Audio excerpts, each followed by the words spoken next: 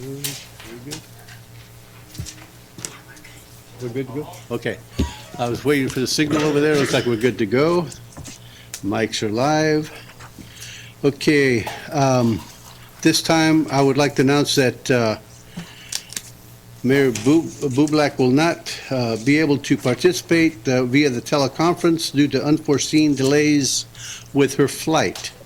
So if I can get the city clerk to have a roll call, please. Councilmember Ariano? Here. Councilmember Nusrati?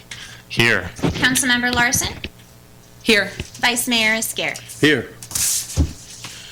Okay. Moving right along.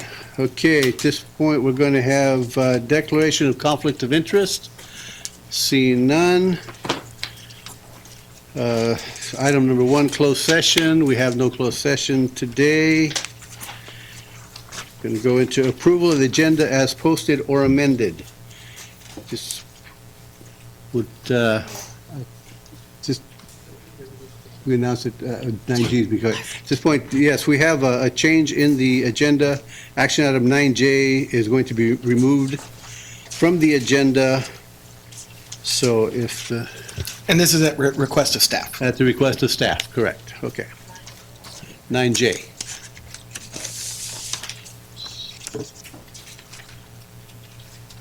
So at this time, I would entertain a motion and a second adopting the amended agenda. Motion to approve the agenda as amended. A second. Okay, it's been moved and seconded. If we can have the roll call, please. Councilmember Ariano? Yes. Councilmember Nusrati? Yes. Councilmember Larson? Yes. Vice Mayor Esquer? Yes. Okay, approved 4-0. Thank you.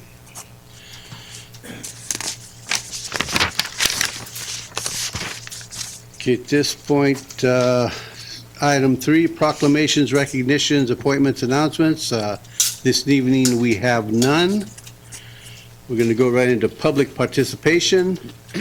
This is where we ask any member of the public that would like to address the council on any item not on the agenda. Please check. We do have some blue cards. I have two. One of them is related to a consent item, so I think that will be discussed at a later point. This time, call Mr. Frank Johnson. I can. All right. At this time, I will call Brad Bates. Honorable sir. Honorable Pro Tem.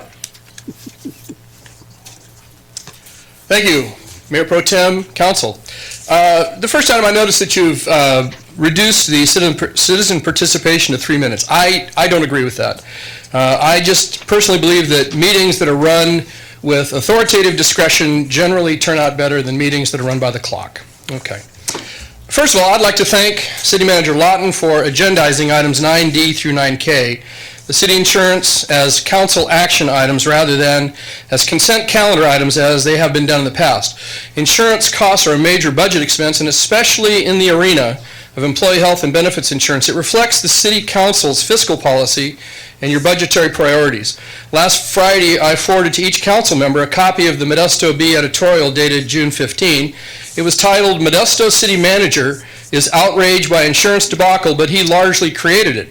The editorial and the prior news articles have detailed how the city of Modesto has now become liable for $8.3 million of unpaid medical claims. Now, insurance is a major expense item for every business, large and small, and the city of Turlock is a provider of municipal services, but it is unquestionably a business, and this is one of the areas where expenses can be controlled through the positive effect of aggressive competitive bid. In fact, you will probably hear in a few minutes that the city is seeing savings at levels that you have not seen in years, and those of you on the council who have been through that lovely process called an annual insurance review know the euphoric sense you get when you get a presentation that says your insurance premiums are dropping in the range of 30 to 40%. So congratulations to the council on that, because every dollar you don't spend on insurance in this budget can go somewhere more productive in the eyes of the public. So I would like to again commend Mr. Lawton for taking the preemptive action of requesting a city council action item review to make sure this scenario does not happen in Turlock. I am very confident and hopeful that it won't, but an $8.3 million unexpected liability would probably put the city of Turlock in immediate bankruptcy. Modesto Mayor Ted Branfold had an interesting comment when he talked to the B Board. He said, ultimately, I have responsibility for this. It was brought to us with a nice little bow on top by staff as a consent item. We signed off. And that's the end of the quote. So many times in our past history as a city, we have had the benefit of observing and learning from the mistakes of our bigger sibling to the north. This is clearly one of those opportunities to be prudent, objective, transparent, and accountable, and not knowingly cause harm to an already fragile budget. I will not go over individual items in detail as I have in the past. With basically 24 seconds left, that would probably be unlikely. The city's insurance is, in the eyes of your public, not a very big deal. I think in the last 4 years, I'm the only member of the public that has ever even gotten up here to speak about it. But even with that said, it's extremely important. It sets your priorities, and I appreciate the fact that you now will allow comments from the community and the employee stakeholders on this important item. Thank you very much. Thank you, Mr. Bates. Okay, Milt, I have a blue card on water. Do you want to speak now or later? No. Okay. Okay. You ready? Mayor, Vice Mayor, Council, City staff, and fellow Turlock citizens, Milt Treeweiler. Drinking water is a basic human need. We can't live without water. It is a life-sustaining liquid. Our bodies are approximately 60% water. What does that mean? It means our brain is composed of approximately 73% water, and our blood is 92% water. One molecule of water, or H2O, is composed of 2 hydrogen atoms and 1 oxygen atom. I like to describe myself, or think of myself, as 7 billion atoms. And for my size, that's approximately how many atoms are in my body. In numbers, hydrogen makes up 2/3 of the number of those atoms, and oxygen makes up about 1/4 of the total number of atoms in our bodies. We need to recognize and treat our drinking water as the valuable liquid it is. The drought of 2012, 2006 to 2016 provided a vivid demonstration of what our city will be like in the future. Our single-family homes in Turlock need to acknowledge that tap water is a life-sustaining liquid and reduce the size of their lawns or eliminate them completely. As an example, I have no lawns anywhere in my yard. We need a lawn to garden incentive program here in Turlock. Some of you may be thinking, what am I talking about?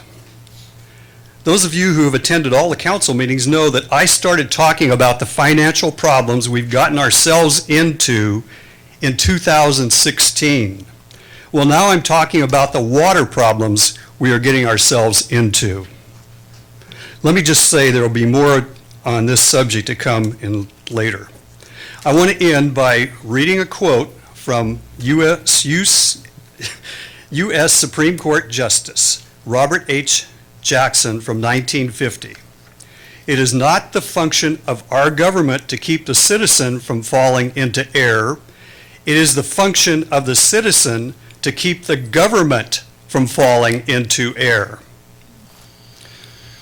I do want to say that since I've been attending meetings since April of 2014, we now have the best mayor, vice mayor, council, and city staff that I've seen during that entire time. And to my fellow citizens, I'd like to see you come to more meetings. I'm just a citizen. I was born here in Turlock, but I'm just a citizen. I'd like to see more of you come to these meetings on a regular basis. You decide what's important to you, and you come and present and specialize in that particular field. Thank you very much. Thank you, Milt. Okay, at this time, Mr. Johnson, you ready?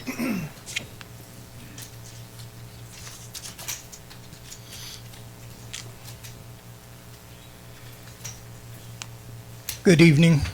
Well, Mayor, Council, Attorney, City Manager, citizens, I don't know if this is on the agenda, and if it is, I'll sit back down. I want to talk about SRWA and the meeting that took place in Ceres. Is it on the agenda? All right. It's a serious situation. And if you are signing without reading the RFP, do you know what you're signing? Do you know who the players are? And if you know who the players are, the word "I trust them" or "we trust them" or "it's okay" shouldn't even be in existence.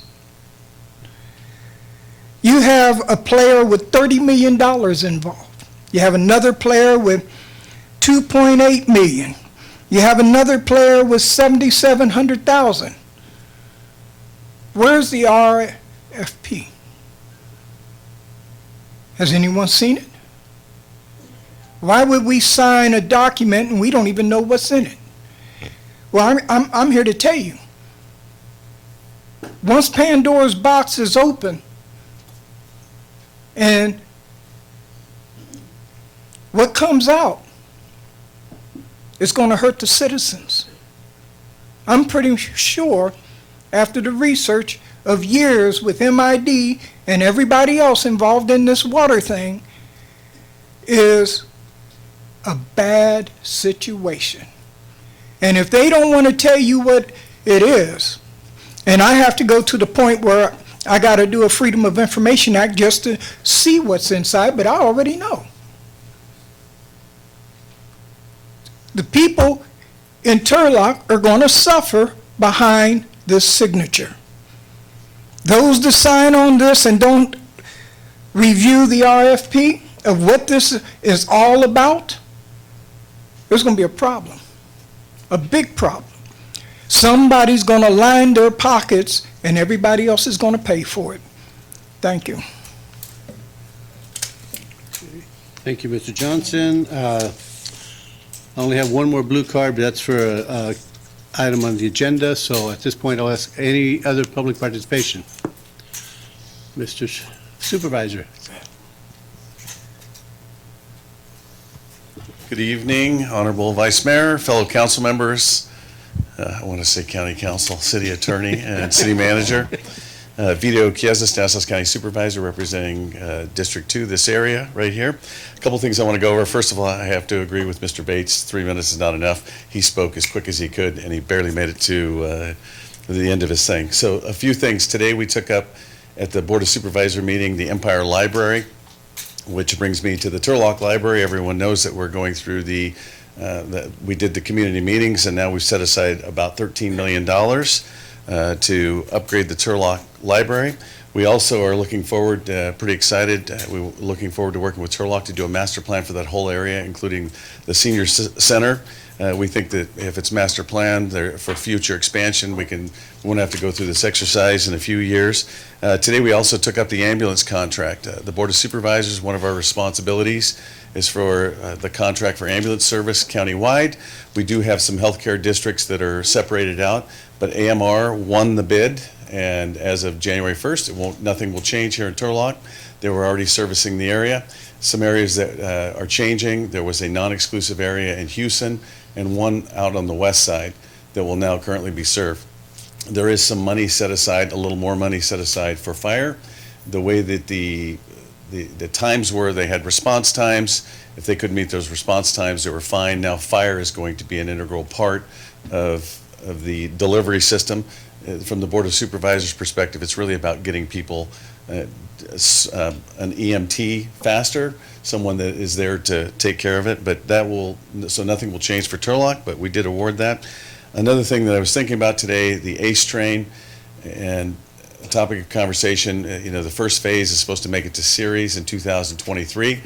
I'm very confident we're going to beat that deadline, and it's supposed to be down to Merced, which would be a stop in Turlock by 2027, and I'm very certain we're going to beat that timeline as we continue to negotiate with the UP, along with the state of California Caltrans. So as another thought, keep in mind, it's probably a good time to start the planning process for an ACE stop.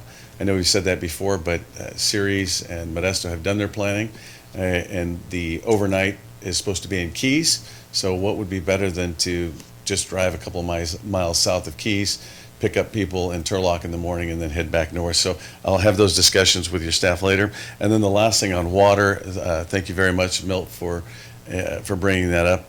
I continue to have discussions with Egon Turplin with the governor's office. He is working under Lenny Mendoza, Turlock's own Lenny Mendoza, but they're talking in the governor's office about the Central Valley having been left behind for many, many years, and this governor says he wants to change that, and I have no reason not to believe that. But as a component of my conversations with him, it always comes back to water. That we have the $30 million bond, there's $750,000 that was awarded, but we need to continue, if we're going to make this affordable for the residents, safe drinking water, and to include other people, we need more money. So I continue to pitch that to everyone. So with that, if you don't have any questions, I appreciate you letting me leave early.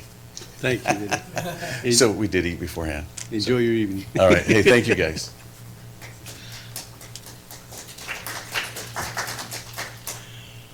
Okay, any other public participation? Anyone wish to speak on any item not on the agenda? Seeing none, I will close public participation. We're going to go into number 5, motion waiving the reading of all ordinances. We have none, so we're going to move right into the consent calendar. On the consent calendar, I just want to inform you that we have item 6N has been removed for a separate consideration. Do we have any other items that wish to be 6D. removed? 6D, 6D, yeah. For discussion. 6D. Anything else? Yeah, N is the one that's already been removed for discussion, separate discussion. Okay, this time I would entertain a motion on the consent calendar as amended. I'll second.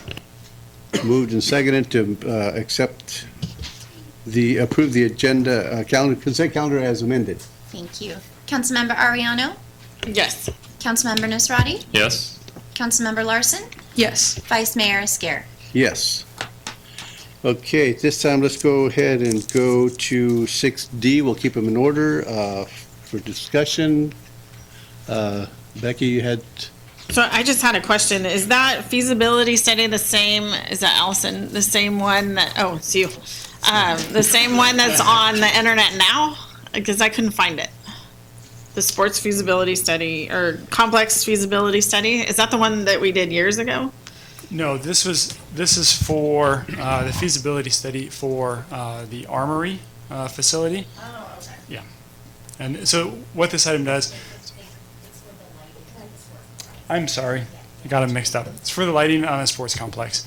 The one on Christofferson or Jan Pittman. Yeah, exactly, Yeah. right above Okay. Pittman, yes. And so what this does is this, staff entered into an agreement with the environmental consultant to go through and evaluate the impacts of adding lighting to that facility. It evaluated the impacts of the additional lighting, the additional traffic, any additional environmental impacts. This item before you tonight reappropriates money that was appropriated last fiscal year, and it didn't get reappropriated this year. So it's just a They cleanup are item. studying that now? No, Or they're already studying it? that study has been completed, and I want Okay. to say there's an item later tonight Oh, okay. to I'll- accept that report. This is just a Perfect. cleanup Okay. item on the back end of things. That's why I was confused. Okay. any other questions for Mr. Bray? Anybody from the public have any questions on this? Seeing none, I'll bring it back to the council for, So I move to approve as stated. Seconded. moved and seconded to approve item 6D. Roll call, please. You opened it for the public, correct? Yes. Yes. Thank you. Councilmember Ariano? Yes. Councilmember Nasrati? Yes. Councilmember Larson? Yes. Vice Mayor Scare? Yes. Okay, now we're going to move over to item 6N, awarding RFB here. Milt, did you have some questions on this? Would you like to discuss it, or you want to let him talk first? Yeah, Vice Mayor Scare, if I could, good evening, Vice Mayor, members of the council. Let me give some context for the item. So this is awarding a bid for the cleaning of the digesters at the wastewater treatment facility. Over time, inert and non-organic material builds up that doesn't decompose, builds up in the digesters, and has to periodically be removed. Our wastewater comes from stormwater, so a significant amount of water in the winter comes from rainfall, particularly areas in South Turlock and Southeast Turlock, which don't have a storm drain system. Back in the days, no storm system, so the runoff ran into the sewer. So anything on the streets ends up in the sewer system, ends up at the wastewater treatment plant. That's where a lot of the inert material like sand and dirt gets into the wastewater treatment plant. And of course, the other source is the sewer system. So that's the residential and industrial customers. So as I said, the objective is to remove that inert material. It's usually rags, hair, other things that you don't want to know about that don't decompose, that build up in our sewer system. And the industry standard is to clean digesters every 7 years. You lose about 33% of your capacity over 7 years. So they're well due for cleaning. So we do a good job already removing as much material as we can before they get to the digesters. We have an advanced screening system at the headworks. We remove a lot of trash there. We have a significant degritting process in our primary clarification system. But some of this inert material does get through, ends up in the digester, and over time it does accumulate. And so we have a contract with this company over a number of years to remove the material from the digesters. Milt was gracious enough to give me his questions. Now you can ask them, Milt. You want me to present them? Okay, so Milt would like to know where the inorganic materials come from. Oh, you want to do it? Sorry, my bad. Please, let me carry on. Where the organics come Okay, from? Milt, Except I want to ask the questions. You want to ask the questions? no, Milt, not yet, Milt. Not yet. Wait. Let him finish. We're going to let him finish his report, Okay. and then we'll see if anybody up here has questions, and then we'll go to public participation. Okay. So the inorganic materials come from the sewer system or the storm drain system. A lot of the, let's say, it's what's on the streets, and then things, quite frankly, people put down the toilet should not be put down the toilet. So as I say, unless you swallowed it first, don't put it down the toilet. And as Milt says, is it possible to help us reduce that? Absolutely. You want to ask these questions? Okay, so we have a program called Don't Flush That we periodically put on neighborhoods that explains what can and can't be placed down a toilet. And you had another question too, Milt, about the industrial waste hauler program. So as you know, a few months ago, you approved a program to allow trucked in or hauled in waste, and Milt was questioning whether this was related to that, and it's not. That program's still a pilot program. We haven't ramped it up yet. It's not impacting our digester capacity. When we do ramp up that program, we will receive plenty of revenue to offset their costs and then some for their impact to the wastewater treatment facility. So I will now sit down. Thank you, Doug, and hand it over. Thank you, Mayor. Any questions for me before I Any sit down? questions from the council? No? Seeing none, okay, now I will open it for public participation. Milt?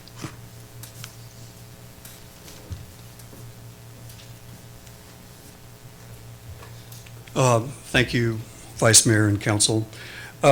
Yes, Michael has explained a lot of what I've actually wanted to find out about. And again, that's our responsibility. You know, the citizen needs to find out what's going on and understand it the best as they can. I do have questions. I'd actually like to ask these questions. You kind of answered them, Michael, but of the 7 digesters that we have, and that's what I believe we have, how much of the stormwater goes to that? Does the stormwater go to the same digesters as the sewer treatment goes to, as the industrial waste goes to? That's a question I'd like to know, and that's part of this here. And then again, I asked the question, is it possible for Turlock citizens to help reduce or eliminate this issue? And Michael did give us some ideas on what we can do.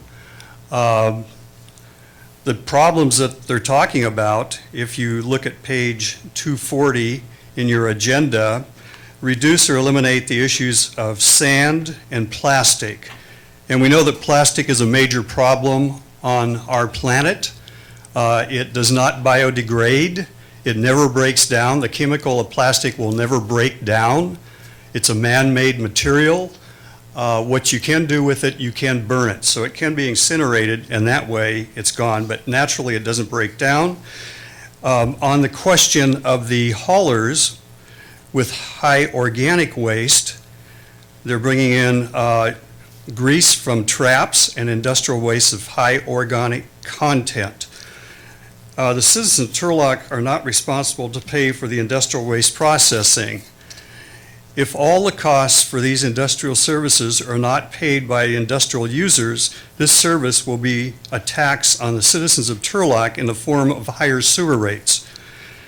At the January 8th meeting, it was stated that the future receiving station will be needed for the process of this industrial waste at a cost of $2 million. I would like to know where the $2 million for this industrial waste dump station is going to come from. I think you need to make sure that the rates that you're charging the industrial users will cover the cost of this receiving station. So this is not a cost that's imposed upon the Turlock citizens. And Michael, you can elaborate more on these questions if you like. Okay. Are there any other questions for Mr. Cook? Any other questions on 6N for Mr. Frank? Mr. Johnson?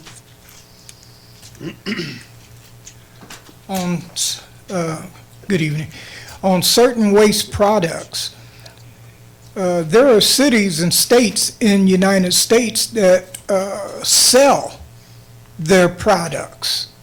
You can call it a product if you want, but it's very lucrative. If I'm not mistaken, New York is one of the states that sells off somewhere in Dakota. So those are alternatives to, as spending money, as to use these digest materials as a means of income. And I would retain that someone take a really good look at that issue because, like I said, New York is making a lot of money, and so are other cities on their waste. Thank you. Anyone else from the public have questions or comments on 6N? Okay, seeing none, I will bring it back. Michael, would you like to respond to the questions that have been brought forward? Thank you, Vice Mayor. So to answer Milt's first question, the source of the solids in the digester. So when the waste stream comes into the wastewater plant, say it's a wet day, it's commingled. So stormwater, wastewater is all the same. It comes into one central point. From there, the solid material is screened out and ends up in the digester. So there's no way to break down whether it comes from stormwater or wastewater. We do have a public outreach and education program. We need to bolster that. That position is currently vacant. And once I get that position filled, that person there does a wonderful job with all our many education outreach programs, but it would be a good opportunity, Milt, as you brought to our attention, to work on the appropriate use of the sewer system. And in terms of the grease and organic waste program, that is a source of net revenue for the enterprise fund right now. That actually does keep rates lower than they would be, so that's a good thing. And the high-strength organic waste does decompose 100%. That's the joy. It's purely organic waste. It breaks down. It turns into solids. It doesn't create problems. What creates problems for us is the inert material, the plastics, the dirt that does not break down. That's what accumulates in the digester.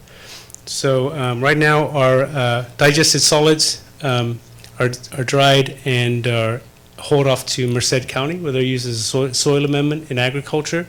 While we don't get paid for that, Because it's used beneficially it's relatively close, the cost of hauling is cost effective. We have looked in the past of running a composting facility, but given our size and being in the air control district we are, the cost of composting is significant. But again, it's one of those things we could look at over the next year or so and run a pro forma and see if it makes sense to use those beneficially. The one as a side note, the one beneficial use we will be having in the future is our wastewater, our recycled water will end up in the Delta Mendota Canal. We will be selling it to Del Porto Water District, and that will again be a net revenue stream for the Sewer Enterprise Fund, which is a good thing, again, offsetting or avoiding future rate increases.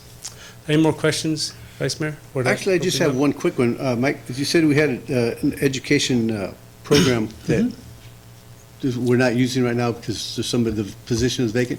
Is there somewhere we can put that on the website, make it like a video or something for people It's to on our website. access? It's like anything. We just need to refresh that, boost it, and get it out there. So we have a fat soil and grease program, a don't flush that program, a storm drain pollution prevention program, water conservation, landscape and gardening, all those things. We just probably need to freshen them up and boost that message out there again. Okay. Any other comments, Mr. Cook? Seeing none? Thank you, Mike.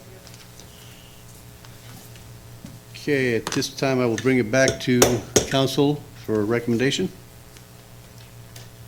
I'll move to approve as agreed. Second. Moved and seconded to approve 6N. Councilmember Ariano? Yes. Councilmember Nisrati? Yes. Councilmember Larson? Yes. Vice Mayor Scare? Yes. All right, thank you. Move on here.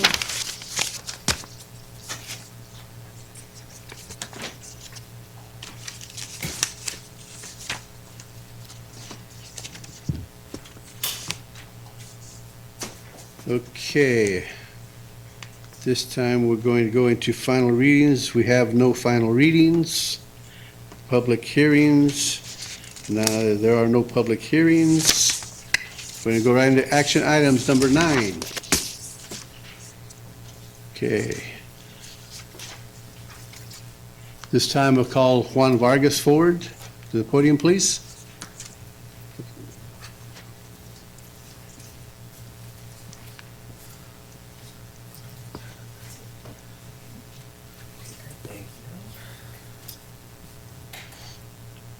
Thank you, Vice Mayor, Council. All right, so we got a little slide just to give you guys a little visual. So before you guys, we have what you guys been wanting, a little bit of revenue. So hopefully this gets us a little jump start on generating some money for the general fund. There we go. So our advertising initiative, purpose, generate revenue, promote business here in Turlock. The limitations on advertisement are identical to what you guys have approved for the buses. So we haven't changed any of that. There was a slight modification to language regarding campaign information, so that's just fallen in line with whatever California has. Advertising period will just go a year from whatever date that the ad is installed. Proceeds that are generated from the advertising initiative, which for right now we're going to start at Pedretti Sports Complex. Just the easiest way to kind of start these things is with available real estate, which is our fences on all our fields. We'll talk a little bit more about the future for that. So as of right now, we have an estimated 227 full-size spaces. Cost breakdown's a little small for the public to view, but so we have what we consider like our prime real estate, which is going to be a center field area, and then from there you have from left center to left, right center to right, which is going to be kind of like your second tier options. Our fields number 1 and 3 are our most used, popular, common fields, so those have a higher tiered price compared to fields 2, 4, and 5. So we created a tiered option just because when businesses come, they want to know which fields are your most popular, which are your least. So we've kind of adjusted the fees for that. Potential revenue could be significant if we're at 100% capacity. Based on the 227 signs and the prime location versus your secondary tier, at 100% capacity, which is obviously what we want to strive for, it would be upwards of $167,000 a year. That changes a little bit because I did the numbers based off of full-size 4x8 signs. If you have two 4x4 signs, it actually increases our dollar amount $200 per 8 feet. So even if we can get to 20% by this time next year, I mean, it'd be a significant jump. You're looking at 20%, we're at $33,000 to help offset the sports complex and Pedretti Park. Again, we're going to start with Pedretti Park. We have a little sample of what Pedretti Park could look like. So this is your 4x8 signs in the middle, center field, and then as you get off to the sides, we have just quick little samples of your 4x4 signs. So this is just to give you guys a quick little visual of that, and as I kind of alluded to in the beginning, other options, this is also at Pedretti. So once we kind of get underway with the fences, we'll work on pricing and get some kind of comparable numbers to see what it would be like when they have a central hub. Because we've asked a couple businesses, if you can advertise, what spot would you want? And then a lot of them want front and center. So we figure that's something we can kind of expand to. And the other location we want to expand to is the Turlock Regional Sports Complex. Being that there's soccer fields, everything's not enclosed. We have to get a little more creative with our advertisement there. So one option, this picture is still at Pedretti, but you can see what it would be like is banners, kind of like how we have the military banner program. We would do a similar style with the brackets and the flags, or the banners, and have advertisement opportunities on posts out at the sports complex, in addition to fence areas and stuff like that. I know some places do it on trash cans, bollards, benches. So there's definitely opportunity to grow, but to get started, we kind of are shooting for something that's pretty common in our area. The challenge for us was creating this for our area, because we reached out to Wayne York and Engineering to get their contact for the buses. They're strictly transportation. They don't do fields. They didn't have a contact for fields when I contacted neighboring cities.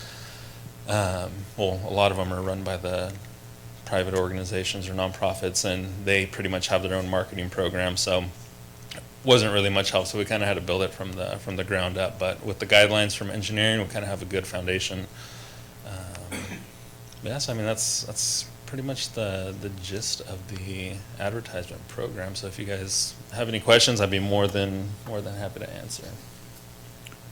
Okay, we'll open it. Council, any questions for Mr. Vargas? I have a couple. So I do this for Jolene, so I'll give you all my notes. Oh, nice. Perfect. I'll take it. So we need to make sure that on the outside of the fences, and this is just from a baseball mom, not a councilman, we need to make sure we can see under them when we're sitting in our chairs, because there's no shade out there.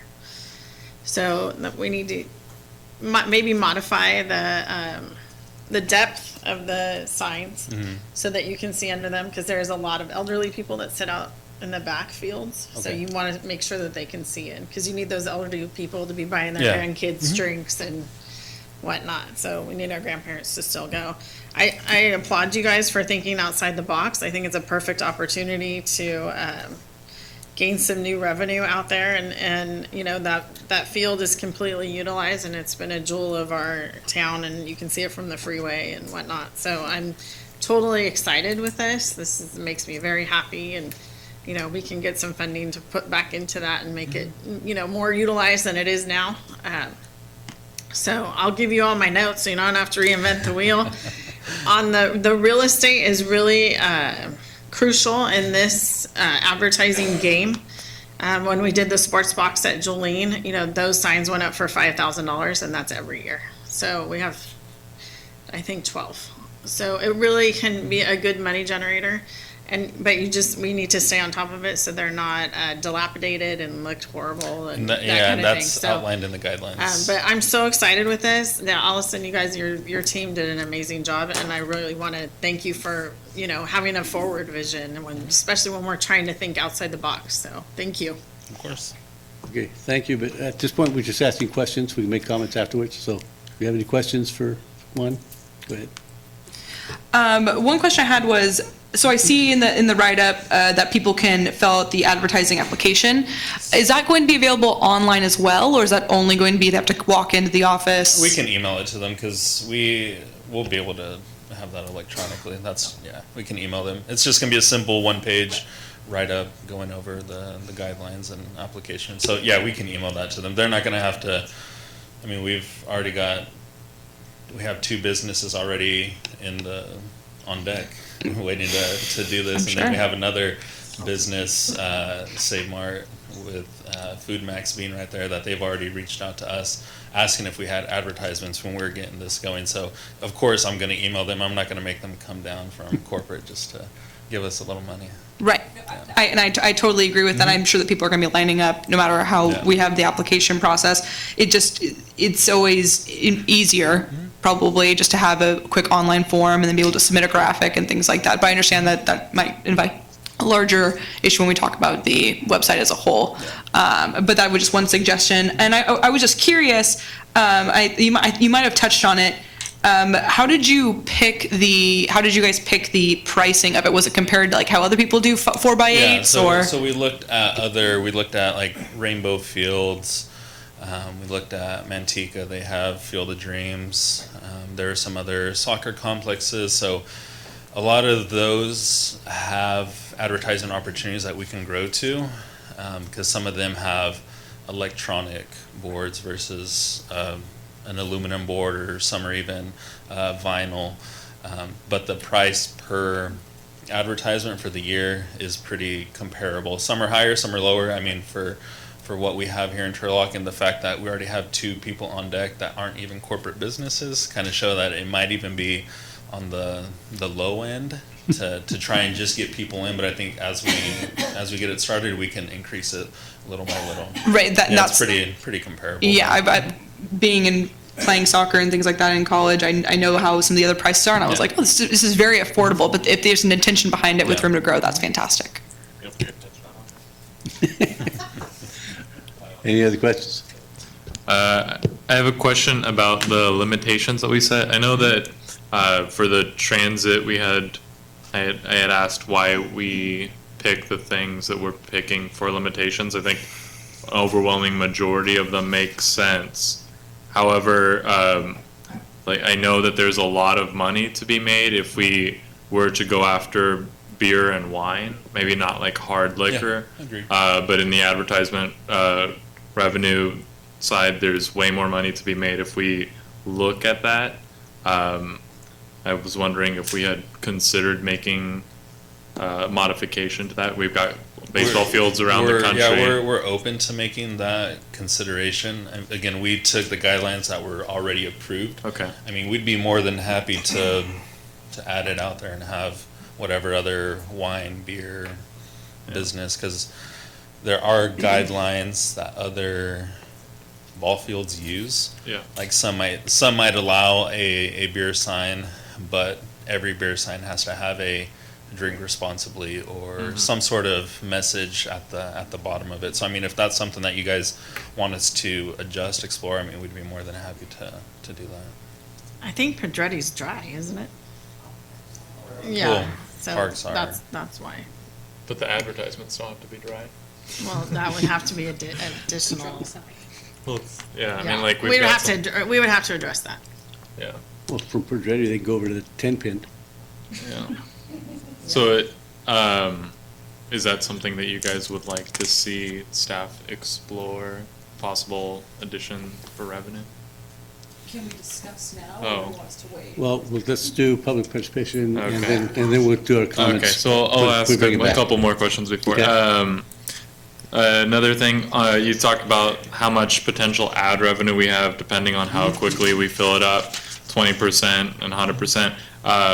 Where are we going to be actively reaching out to advertisers or to companies to see if there's interest there? Yeah, Alice and I have chatted about it, and we think a great person to kind of head this would be Amber Trainey. She has Okay. a pretty good position with the community, with businesses and different organizations. So, and then Eric and I have also been in contact with a realtor group. They're getting ready to start meeting back up. So I mean, they're all about ads and getting their name out there. So reaching out to those businesses, and also of course on our social media, putting it out there on our Facebook, our Instagram. So yeah, so we'll be actively trying to get businesses. You got a question? Question? Going back to the website, would it be possible to add a tab or an announcement on our website somewhere saying, hey, we're taking advertisement now, not necessarily the entire application process. Yeah. I know there's a lot of parameters to put into with that, but Yeah, we can submit an IT request and get that put up with the graphic. And the last question I have, you said that there was other cities that you looked at have used private or nonprofits to run. Most cities don't have it, because if you look at Rainbow Fields, that's not run by the city of Modesto. If you look at Field of Dreams, it's not run by city of Manteca. So when I was reaching out to these ball fields that I knew had advertisement, it's like, oh, who handles your guys' advertisement? Oh, we have an internal marketing. Modesto Nets is run by the minor league baseball. They're not run by city Modesto. So I had no luck finding a contractor to do that. Okay. Just like engineering, they have a contractor who can do that. They get whatever it is, $3,000 a month for their advertisement. But since I couldn't find, I'm not going to say they're not out there, but I couldn't find a contractor that would handle this for us.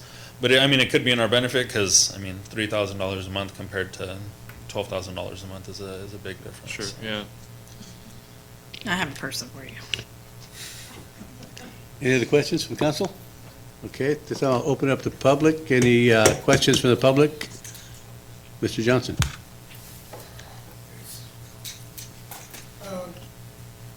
Do I have to come up? Yes, please.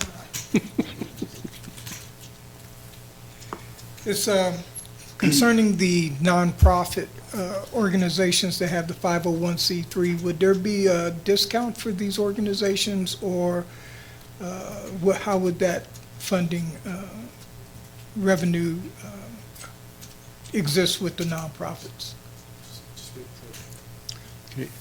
Okay. Any other questions for Mr. Vargas from the public? Go ahead, come on up.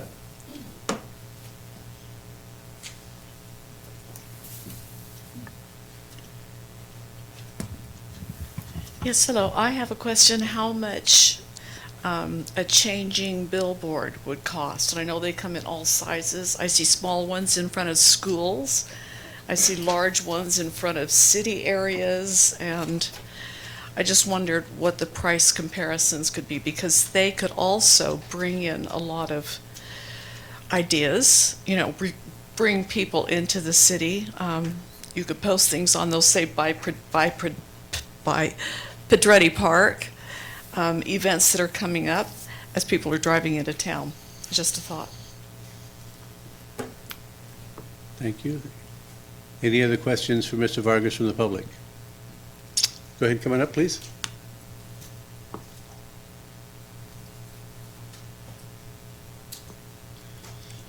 As you're coming up, please give us your name when you get to the microphone, so we know who's talking to us. Cheryl Perrin. I just have a question. Since we're a nonprofit organization, is there any conflict between us going out and soliciting paid advertisements to place on our nonprofit facilities? I mean, there's got to be a reason, I would think, that other cities aren't doing this. So is there some kind of conflict in the law or conflict of interest? Because how are you going to handle somebody who says you're discriminating against me for not allowing my advertisement to go up? Just a question. Milt, come on up.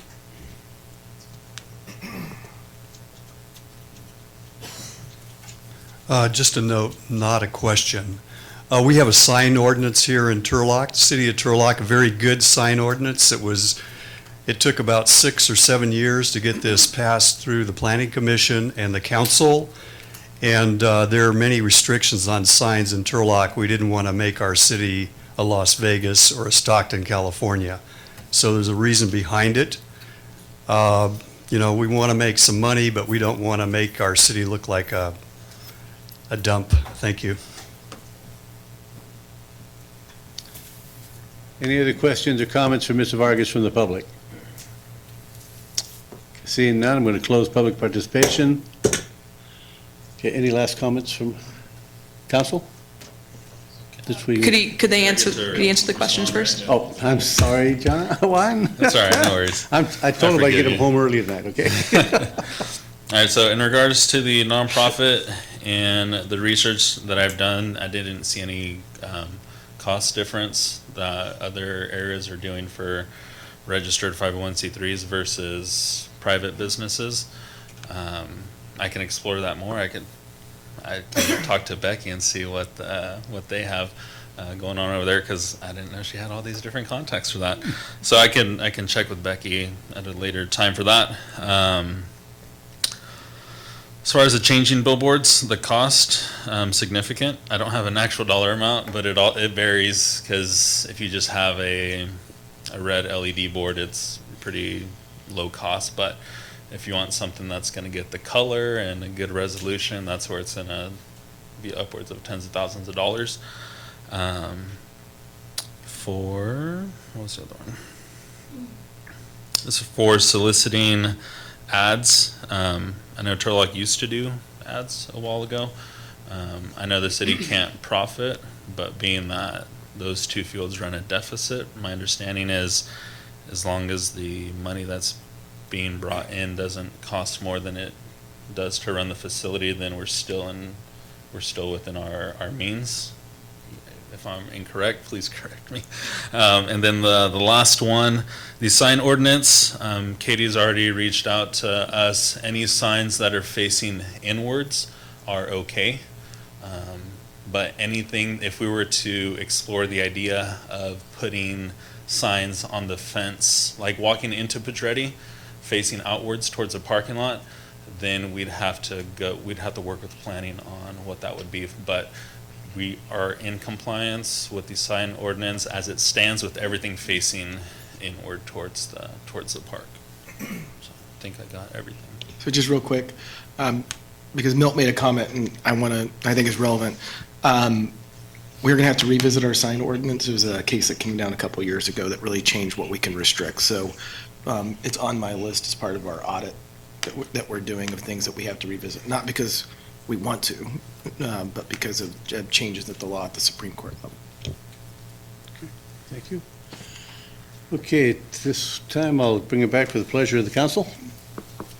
I have one question really quick to ask Doug. Did you bring that up because you found an inconsistency with this specific policy and the new law, or just in general we have to revisit our sign ordinance because of the new whatever law that you just mentioned? Because of it in general, okay. And because the comment was made, yes. I didn't want to leave the impression that, I just wanted to make sure that we were all operating with the same amount of information, that it's been identified as an issue that we have to go back and revisit. Again, not because we want to change, but because the law changed. Just want to clarify, thank you. I was involved in that sign process, and it did take 7 years. So there are some parameters that we're gonna have to explore to make sure that we can do what we want to do. But it was more for billboards and just like yard signs, and, you know, it was more for continuity across the community, and you can correct me if I'm wrong, Milt, but that's what I remember. I wasn't, and it might cross over into that, so we do need to check that out, so. And the digital signs, the one for the fairground, cost $250,000. And the one that, there's a smaller, across on Walnut, and that was $35,000. So they are pricey, but it's maybe something we can look at for the future. Of course, I mean, if we get to a good advertising capacity and we're bringing in a significant amount of revenue, I mean, that could be something that's towards the cost of the Right, but the placement of those individual signs will really market in that area too, so. So would it be possible to schedule a review of how the program is going into like I don't know, like 6 months into it and see how it's progressing, to see if we need to evaluate how we're doing with the advertisements and how it's reaching the community. And I think it would be really good to see a plan for the future of this program. We talked about some of these rotating signs and things like that. Maybe that's not in our wheelhouse within the existing staff, but maybe to eventually get to the point where what does the future of Pedretti look like if we have, I think you've talked about that in previous meetings, what is best, like maximum capacity for that field? It's what can we do with it? And then also let's touch on that subject of beer and wine for consideration.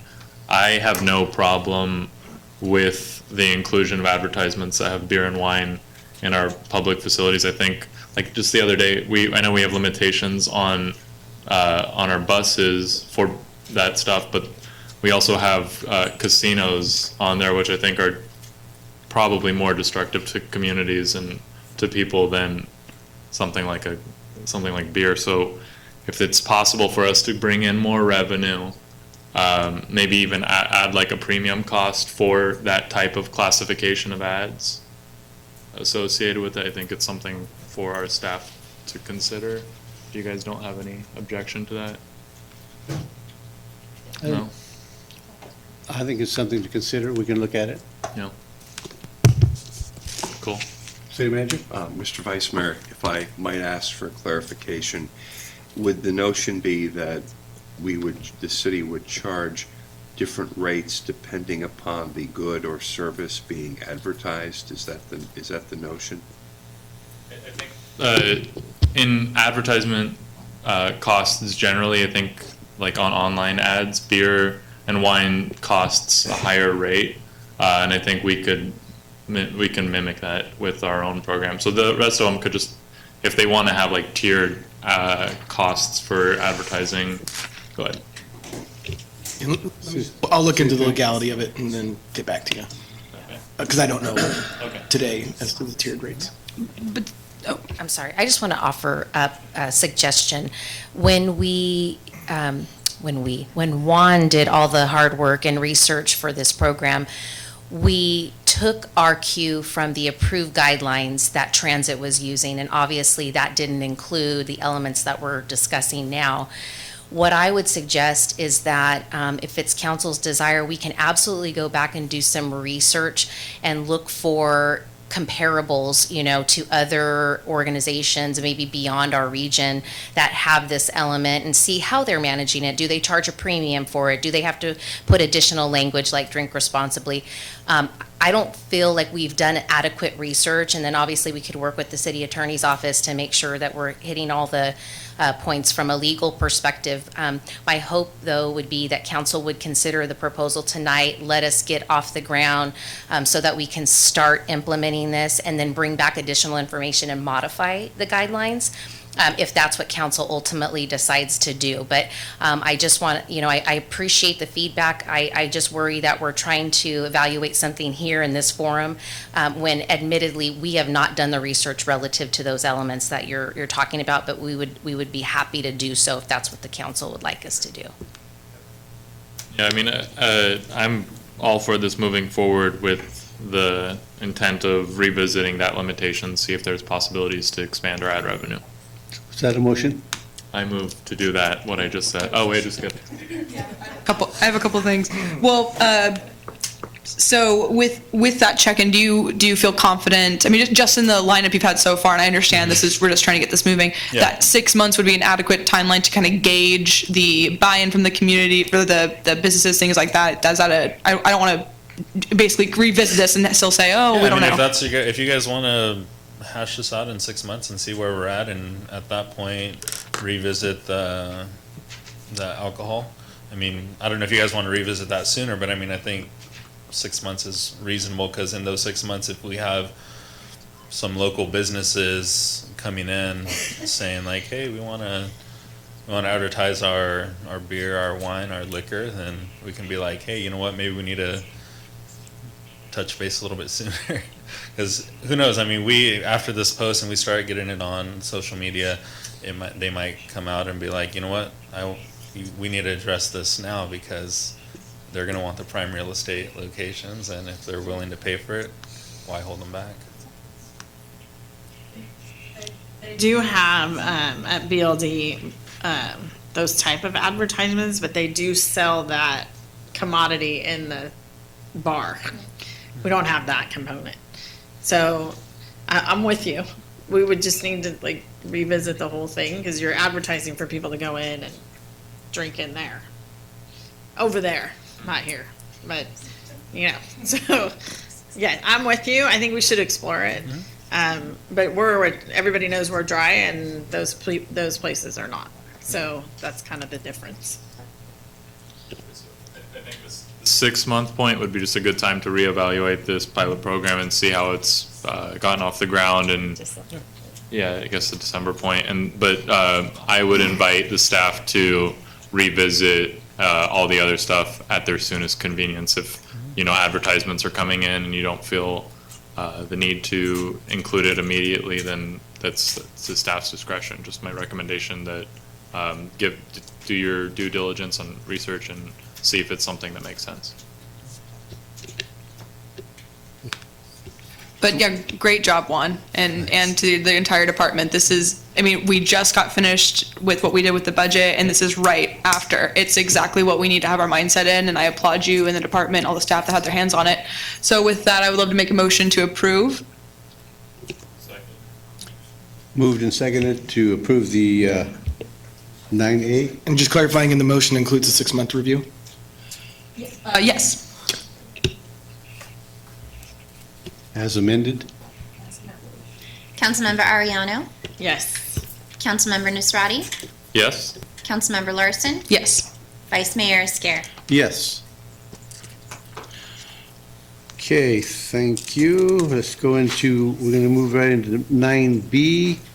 This time we're going to have Mr. Mark Crivelli come up and talk about the initial study for the Turlock Regional Sports Complex.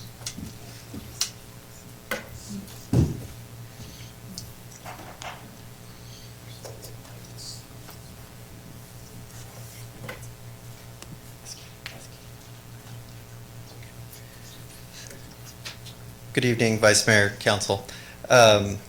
With me tonight, I brought Rincon Consultants to discuss the initial study mitigated negative declaration report to determine the feasibility of lighting the 2 softball fields at Turlock Regional Sports Complex. And so I have Matt from Rincon that will be going through the presentation and explaining what was found in the report, and then we can answer questions about the feasibility of lighting the 2 softball fields at the sports complex. Thank you, Mark. Vice Mayor, Council, Matt Maddox with Rincon Consultants, Principal Environmental Planner. Rincon, as Mark mentioned, was retained to do the environmental analysis consistent with the California Environmental Quality Act. I have a very short presentation. Please interrupt me as we go through, but happy to answer deeper questions as we go through at the end.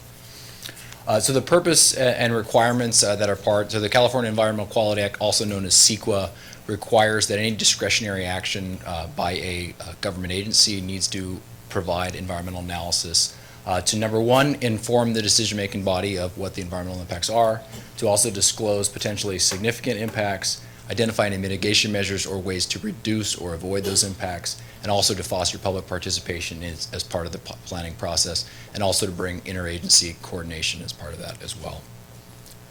In terms of what the process looks like, this is just kind of a broad overview, and I apologize for the coloring on the text. At the beginning of the process, the city develops a project or a project description, and then we, the consultant assisting the city, prepares surveys and analysis as part of ultimately the draft initial study mitigated negative declaration. Once that process is finished, it goes out for a 30-day public review, which occurred and the city files a notice of intent to adopt. That gives the public, as well as other public agencies, including state agencies, an opportunity to review and submit public comments on that. That was 20 days in length, and at the conclusion of that, we then respond to public comments and create a findings document and make any edits or updates to that final document as well. And then the next step in the process is to bring that document before you now for certification, and then separately, there'll be a separate action to whether approve the project. So that is not before you tonight. The process tonight is really just to certify the environmental document. A decision on whether to approve the lighting project will come at a later time. In terms of what the analysis included, we included all areas that are required by CEQA. I won't go through every issue area, but the entire list is on the slide here. Some of the key findings that we're looking at is we are trying to identify the potential impacts based on existing regulations, city policies, or local thresholds. And we identify specific measures to avoid or reduce impacts to below the significance level. So if a project is over a level of significance, we need to identify a mitigation measure to reduce those. In terms of the summary of the impacts identified, the majority of the impacts were either less than significant or had no impact. There were a few that did exceed the level of significance, and we identified mitigation to reduce those. That included aesthetics, biological resources, cultural resources, and tribal cultural resources. And in terms of mitigation, those are fairly standard mitigation measures for a lighting project such as this on sports fields. There is a risk of some spillover effect or lighting and glare impacts on neighboring or adjacent land uses. So as part of the requirement is if ultimately a lighting project was approved, there's a recommendation to do a more detailed photometric study to ensure that no adjacent residences or nearby land uses are affected by the lighting. In addition, because of the number of trees that are on site and as well as other existing biological resources and habitat, there is potential for nesting birds to occur on site. And with any construction or grading that would occur, there could be a potential to damage those. So some nesting bird mitigation measures and owavoidance in particular is included. In terms of cultural resources, with some potential for unearthed archaeological impacts on site. Not that any were identified, but there's always a possibility that with doing grading and below surface grading activities in order to install the lighting structures, there is a potential to unearth cultural resources. So there's some mitigation in place to avoid that and to reduce the impact associated with that. Similar to paleontological resources, because we're going down to a depth greater than 7 feet in installing the footings for the lighting, there's a potential to unearth some paleontological resources, so some mitigation on site for when construction is occurring. And lastly, similar to the unearthing of archaeological resources, the potential to unearth tribal cultural resources. There was tribal consultation as part of this process consistent with Assembly Bill 52 requirements, which is required of all CEQA projects. No resources were identified on site, but there always is a potential to unearth if we are going below surface, so there are some mitigation measures in place for those. That is the summary of the potential impacts. I'm happy to answer any questions or dive deeper into those as we go through. Thank you. Okay, I'll open it up for questions from council. No questions? Okay. This time I'll open it up for public participation. Any questions or comments for Mr. Cavalli or? Seeing none, I'll close public participation, bring it back to council. What is, did you? I'm going to reopen the public. We had a slow guy out here. I'm not Hi, Bob. moving too fast today. The two softball diamonds are right next to several soccer fields that I believe are also unlit. Is there any reason why this environmental impact couldn't have done preliminary work on lighting those fields, just to not have to reopen this 10 years from now? Any other questions from the public? Seeing none, okay, Mark, you want to go ahead and answer? We looked into lighting the softball fields because we're only going to be putting lights on the perimeter of the facility because the way that the fields are laid out, we can't put lights within all the grass area, because then we lose space for the soccer fields, because at different times of the year, we adjust the direction of the soccer fields, and so we can't have the lights necessarily on the grass, so they were just in the perimeter. So we looked at lighting the softball fields primarily because, and then also too, because we needed the overflow fields for the softball leagues for Pedretti, because our leagues were completely impacted. And so we looked at that as a potential revenue source to light the softball fields, because our leagues were we didn't have enough room for the amount of teams that were signing up for Pedretti. So that's what the initial study was for.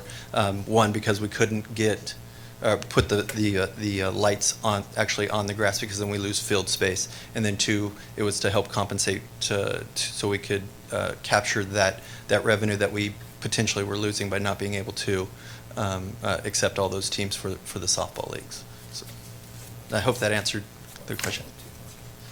From an environmental standpoint, I think if the city ever decided to go that route, or it was feasible to do that, the impacts would generally be the same as they are in this report. So it would be simply minor updates and not have to reopen another CEQA document or do a new study in the future. It would simply be an addendum document, as the impacts are most concerned on the perimeter. So we're really most concerned with the neighboring uses and the spillover effect of the lights and any construction associated with that. A lot of the other impacts internally, if it was on the inside, would be generally similar. So the same mitigation measures and same impacts would be the same. Excellent, thank you. Any other comments from this public? Questions? Okay, I'll close public participation. Bring it back to council for consideration. So this is doing the east and west softball fields? The two softball fields, Abrohas and the Arrowhead fields. And how many lights are going to be? It's six poles for each field. So three down the left field line and three down the right field line, and then one light would be out in the outfield that they have to be with working with Musco. They have to be strategically placed so that way you can get capture all the needed area for center field. But but Musco's already. We had Musco come out to see if that was even feasible, and they said, "Oh yeah, by setting the lights in a certain way, then we can do that." So it's basically three light standards on each side of the field. So each ball field would have 6 sets of lights. That's good. And these are LEDs? That's the new standard. So Okay. there's less spillage less spillage with the LED lights, and that's what's recommended. So I know why you're asking. So you mentioned that if we have to revisit this site, that it would be an addendum to this? It depends on ultimately what that looks like, but if it was, as the commenter suggested, simply adding more lights, Yeah. I would view that likely as an addendum document that would be needed. What kind of estimated cost would we be looking at for that? This is like a $19,000 evaluation? I would say in the range of probably $2,000 to $3,000. Okay, thank you. Vice Mayor and Council, I would just like to speak to that question and also to Mr. Puffer's comments about lighting the soccer fields. What we have found at the soccer complex is that we are, for all intents and purposes, fairly impacted by the level of use at the facility, so much that we've had to implement rest periods for the fields because we were getting negative feedback from our users about the quality of the fields. And so in order to maintain the integrity and the quality, we purposefully limit play. And so, we had originally anticipated that there would be lights on the soccer fields at some point when the project was originally done. But through our experience over the years with the level of use, we've adjusted our focus away from lighting the fields because we knew that would just exacerbate that issue.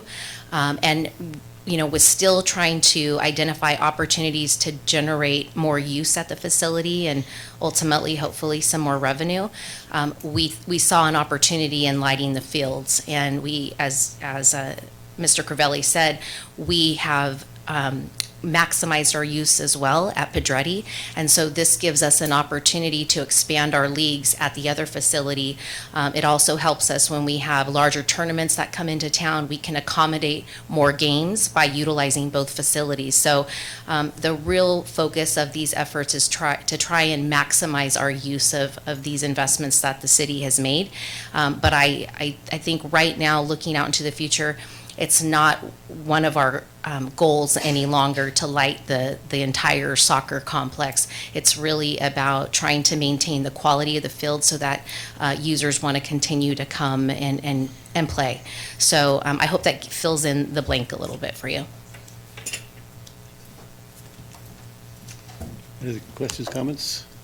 I just want to say that What's your those pleasure? fields are probably the nicest soccer fields up and down the valley, just with the way that they're maintained and you know, there's not trash around and the employees do a great job with that commodity that we have. So, you know, I'm the one that probably uses all these facilities the most because I have young kids. So I see the activity that People use it. I watch people use it. Yes. No, I have to play with my kids. So, but no, and you're right. It does need to be rested. And I would like to see lights out there, but it's not a field where we could potentially do that without really a negative consequence to that. So what's the pleasure of the council?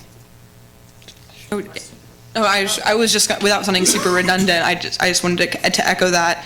I've played lots of years on that field, and the rest period is so critical when we get into even the middle season of being recreation, and then the amount of travel ball players that come out here to play here in our hotels and things like that.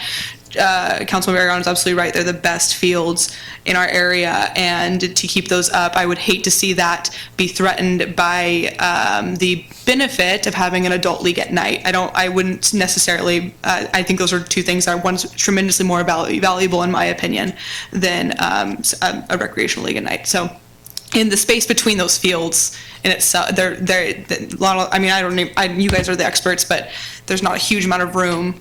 The amount of seating is really crucial there too, with the amount of parents that come out there. So with that, I would love to make the motion to approve. Second? Moved and seconded to approve 9B. Councilmember Ariano? Yes. Councilmember Nasrati? Yes. Councilmember Larson? Yes. Vice Mayor Scare? Yes. Okay, passes 4-0. Thank you. Moving right along, we're going to go into 9C.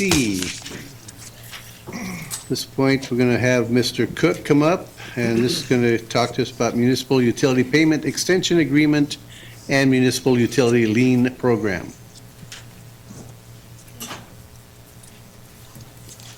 Good evening again, Vice Mayor, members of the council.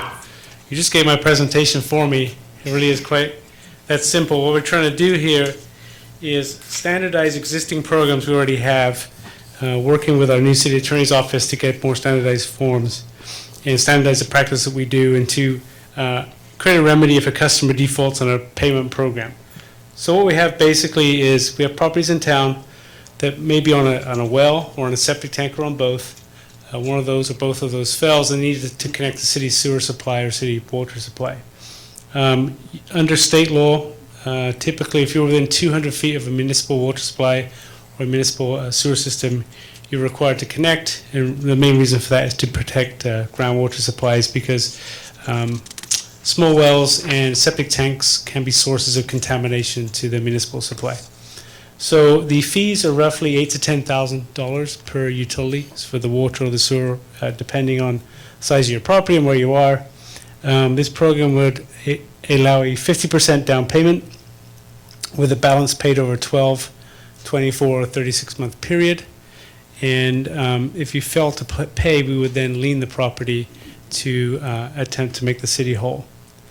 So again, our goal is to provide good customer service. A lot of people, $8,000, $10,000 up front is a lot of money.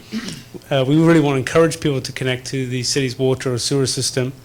But we also need to have our existing ratepayers made whole, because we don't want them to be carrying the debt for other people. It allows us to recover outstanding fees. So that's basically the program. And As most of you are new, I just want to quickly go over our fee program. So at the top there, you see a picture of a residence on the lot. In this case, it's a sewer system. So they have a sewer line there, it says customer's line, that goes to the back of the sidewalk. At that point, it's connected to a sewer lateral, which is part of the city system, which goes out to a sewer main in front of the house.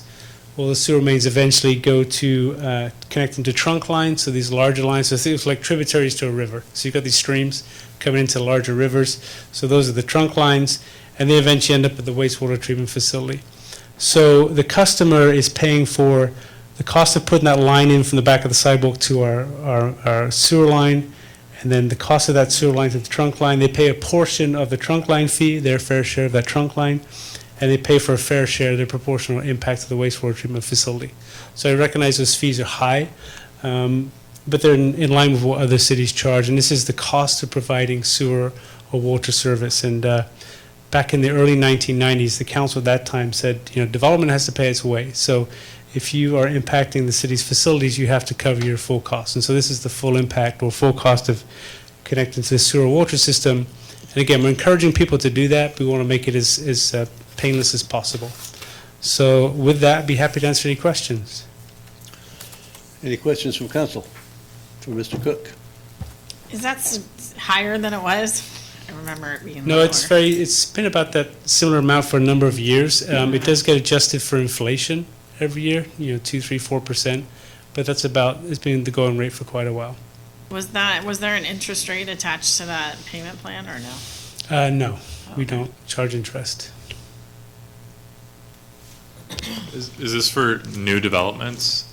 This is a fee that's assessed to new developments or existing ones that want to get connected? Right, so new developments pay the same fee, basically, but this is really intended for smaller infill parcels, county islands, who want to connect, and so it sets a program for them. Usually, a new subdivision developer, they're paying $8,000 or $10,000, but they pay us the whole money up front, put the improvements in, and connect. So it's a different program. This will be really targeted at individual homeowners. Any other questions for Mr. Cook? No, seeing none. We're going to open public participation. Any questions or comments for Mr. Cook?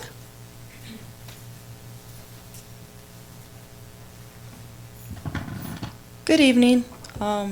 Since these are existing residents of Turlock, I would just ask that maybe instead of only 36 months, it would be a 5-year. And then with half down, it seems a little steep. That's like $5,000 right off the back, maybe 25% down, or maybe on an income scale base, just depending on the piece of land or the residence that's connecting. Oh, and then my other thing was, he said that people who wanted to connect, so is it mandatory or is it an optional program? Any other questions from the public? Okay, seeing none. Michael? I didn't make him sit. Under the California Plumbing Code, it usually is required. I'll take your second question first.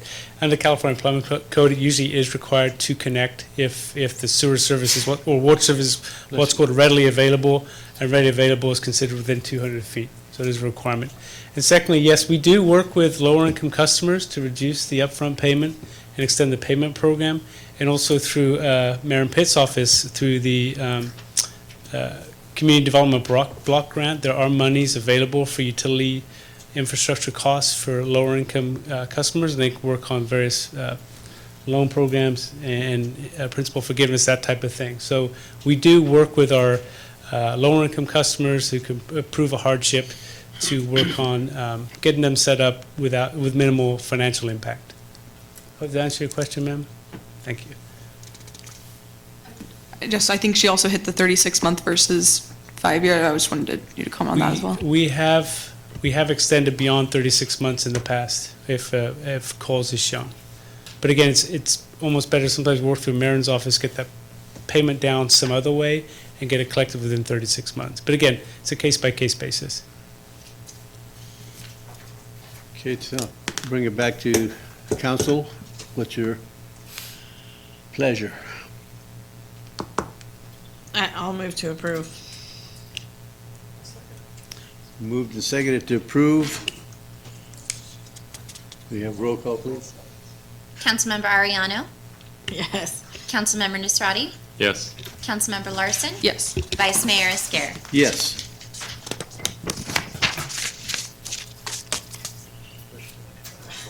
Okay, now we're gonna have an action items 9D through 9K. Are you beeping me again? I'm coming to you, come on. We're gonna have items 9D through 9K. Various insurance policies will be handled concurrently. Less item 9J that was pulled from the agenda. At this time, we'll call Miss Sarah Eddy up and. Oh, jeez. Are we okay?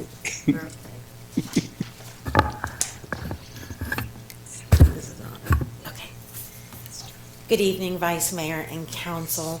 The following items are all related to the city's insurance coverages, including healthcare. And we have with us this evening Michael Ireland, Gloria Elliott, Lynn Bull, and Blaine Adams, who will come forward and just give a brief overview of each of the policies.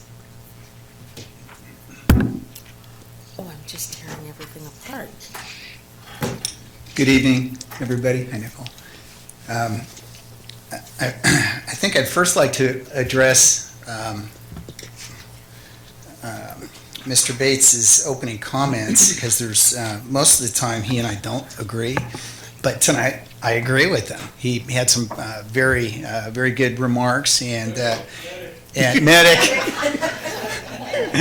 Yeah, that's that jailhouse CPR thing here, like, right? It is critical that we pick the right vendors, that we vet the insurances that we have, and I'm very comfortable and confident in our historical work and our work moving forward. And I can honestly say that if Winton, Ireland, and my team were Modesto City's broker, they would not be in this mess right now. Just wouldn't happen. So, having said that, there's a whole bunch to go over here. We'll try to go through it really quick. And I'm not really sure how you want to do it. You do have your staff reports for each of the items.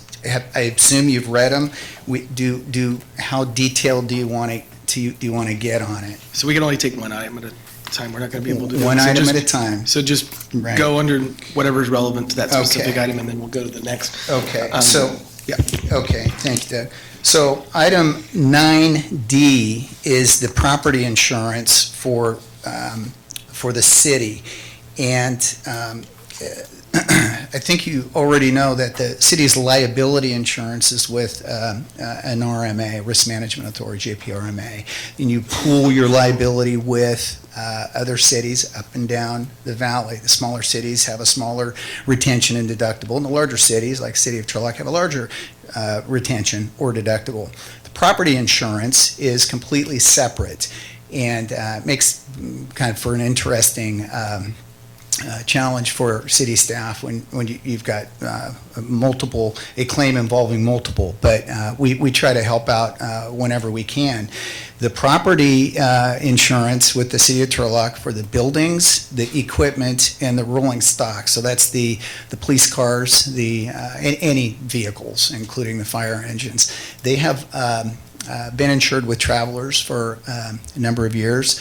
We had a big loss a couple of years ago, north of $500,000, and so we, not too surprisingly, got a non-renewal notice on the auto. They liked the property, liked the buildings, but they didn't like the auto, the exposure. Remember, the liabilities with the RMA, so if we're just talking about the property. So that created somewhat of a challenge for us, and Mr. Lawton and our team, we met 100 days ago, and we talked some strategies and what this was going to look like, because Travelers still wanted the property, they just didn't want the auto. But the insurance marketplace isn't very friendly for standalone auto policies for just the physical damage. So it was a very interesting renewal. Now, the RMA, your JP RMA, has it's sort of an affiliation with a broker, and they do property also. Now that cuts us out of it, but we were proactive. We got the RMA and liaisoned and gave them everything they need, because we knew that there was a very strong possibility that that was going to be your only option. More than half of the cities have their insurance, their property insurance, with the RMA. So they have their liability and their property, even though they're two different programs with the same joint powers authority or risk management authority.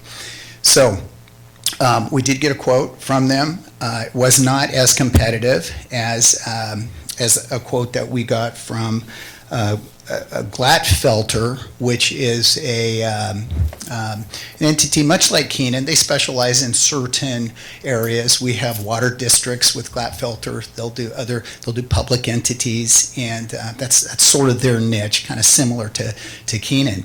And they came up with some really good numbers this year. Our deductibles are down, our limits are up, and the overall, if you take your total insured value and the total insurance premium that they're charging and do the math, come up with a rate. Our rate is really, really favorable. So we're very pleased, and the city staff was very pleased to continue and recommend the renewal with Glatfelter. And I think you already have the numbers in front of you that show what the amounts are. The Travelers did come back with another quote also. In fact, we had a whole bunch of quotes, but you guys don't see that. We're just showing you what the staff is recommending. Okay. Any questions on 9D? Questions? Go ahead. What is how long has Glatfelter's been an insurance company? Because I don't think that was in our, do you know how long they've been in existence? So it's actually American Alternative is the insurance company. Glatfelter is the program. Okay. They are program administrators. Okay, so they manage. In all their programs, they don't just use American Alternative. They use other companies, but in this case, that's what they're using. American Alternative is an A+15 rated AM Best carrier. Does that help? Yes, thank you. Any other questions? City Manager? Don't go too far. Yeah. Oh, thank you. One question I would have, and it kind of keys into the information that Mr. Ireland presented. The remaining items we're going to be seeing in this vein, are they similarly rated by AM Best? We're only showing you A-rated carriers. Yes. I wanted to be clear. Yes. Because what had been brought up earlier in the email to council with the situation in Modesto. Yes. That was an insurer as opposed to self-insurance. That was an insurer which might not have had an A rating from AM Best. I find it hard to believe that anybody would go so belly up and have a decent rating. So everything you're showing us in this item and the following ones are all A-rated or better with AM Best. Yes. Thank you. And we actually have that noted in each of the attachments. It will show the rating.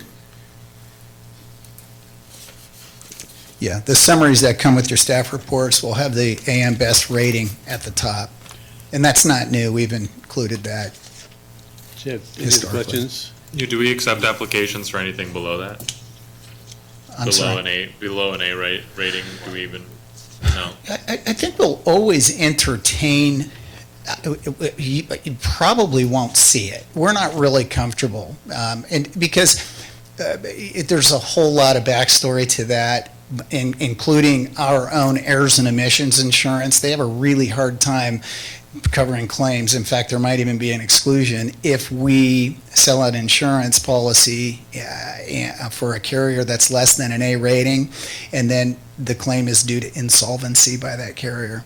So there are some exceptions to that. For example, the state fund, everybody knows who the state fund is for workers' comp. They don't play the AM Best rated game because you have to write a check and pay for it. They don't want to do it. And most of the quasi-governmental agencies, they won't do it. So, but other carriers don't also want to participate with AM Best, but they might go to Demotech or Standard & Poor's or a different kind of rating. So sometimes you can get around that. But that's really to protect, I mean, to Mr. Bates' point, it's really to protect us. It's everybody. You know, we just need to know that the insurance carriers are financially stable.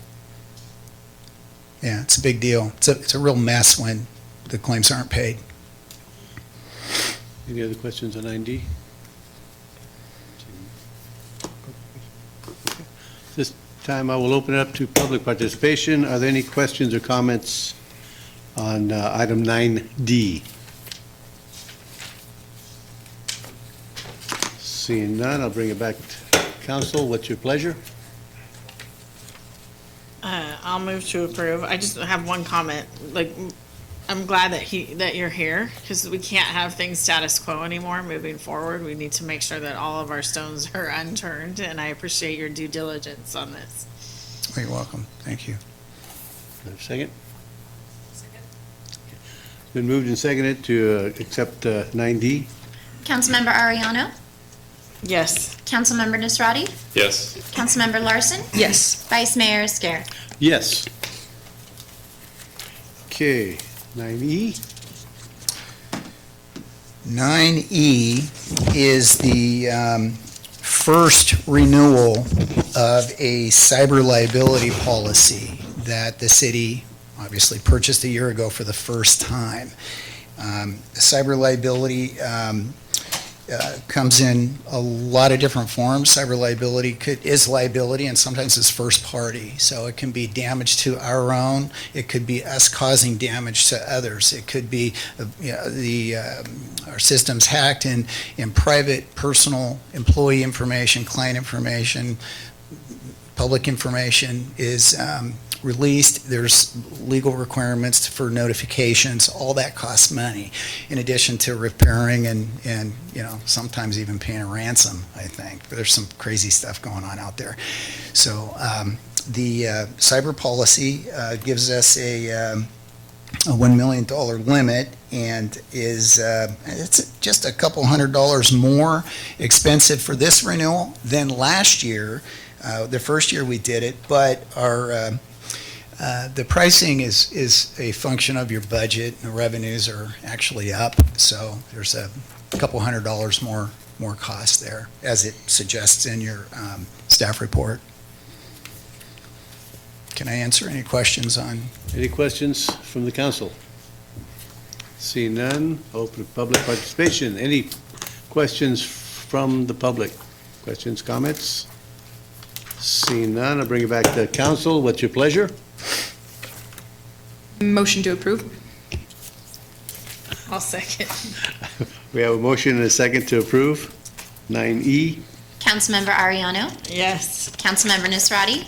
Yes. Councilmember Larson? Yes. Vice Mayor Esquer? Yes. Okay, we're going right into 9F. Okay, 9F is our employment practices liability. Most of you know what that is, but if the city gets sued for real or perceived employment improprieties, and somebody gets angry and for harassment, discrimination, all those types of things, the insurance company will provide a defense for you after a retention or deductible, and it is a coverage that we've used, unfortunately, but it's a very real thing. Now, Hiscox is your prior carrier, and they non-renewed this year. You can see we got a bunch of non-renewals on some things. It got really exciting for us all. But the non-renewal was not specific to the city. It wasn't because of losses or any other reason. They simply are getting out of that line of insurance. They don't want to do it anymore. So they non-renewed everybody, not just the city of Turlock. We had a couple of really good renewal quotations, and the one that has been recommended is the Chubb ACE policy. We saved some money on it, and the only real difference is that the retention is increased from $75,000 to $100,000. Are there any questions on that? Any questions from the council? 75,000 to 100,000 per claim. How many retentions have we had in previous years? Well, is that something to the city manager, or is that something that we're not supposed to speak of? Why don't we skip that question? We can caucus. Okay. What's the expected? No, we can back into that. Okay, never mind. Is it, any other questions? Okay, seeing none, I'll open public participation. Anybody from the public have any questions on 9F? Seeing none, close public participation, bring it back to council. What's your pleasure? Move to accept. Moved and seconded to accept 9F. Councilmember Ariano?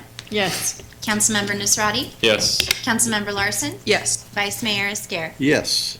Okay, moving right into 9G. No, you guys are all great. My friend Rob Gilbert says, you want to clear a room of Gilberts really quick, start talking insurance, and you're all still here. I love it. This is great. Your liability program with the RMA excludes everything, top to bottom, airports.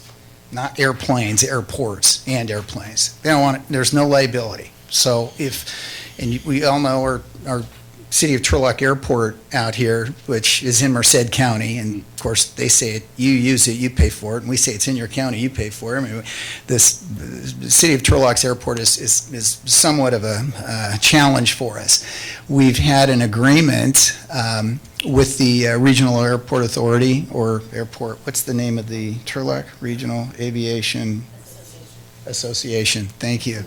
And we contractually transfer, or they're assuming the liability to protect the city for all things at the airport. However, where there's a gray area, and there's always a gray area in insurance, we have to identify those risks. And it's no different than if Nicole and Andrew own a building and they rent it out to somebody to use for their business, and then that business is going to issue all the good insurances and hold you harmless and sign the agreements and waivers of subrogation and all that, and everything's really tight, but maybe they didn't renew their insurance, didn't tell you, or there's an event that was unrelated to their business activities. So you still have an exposure as the owner of the premises.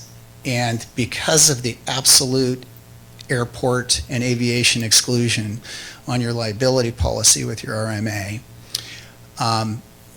we recommended a couple years ago that you get what's called an OL&T policy, and owners, landlords, or tenants. And it's real inexpensive, but this policy gives you $5 million, protects the city for $5 million, just in case the association's policy fails or does not apply for some reason. So we're kind of controlling, to some degree, our own risk. And for $2,450, that's the peace of mind we get.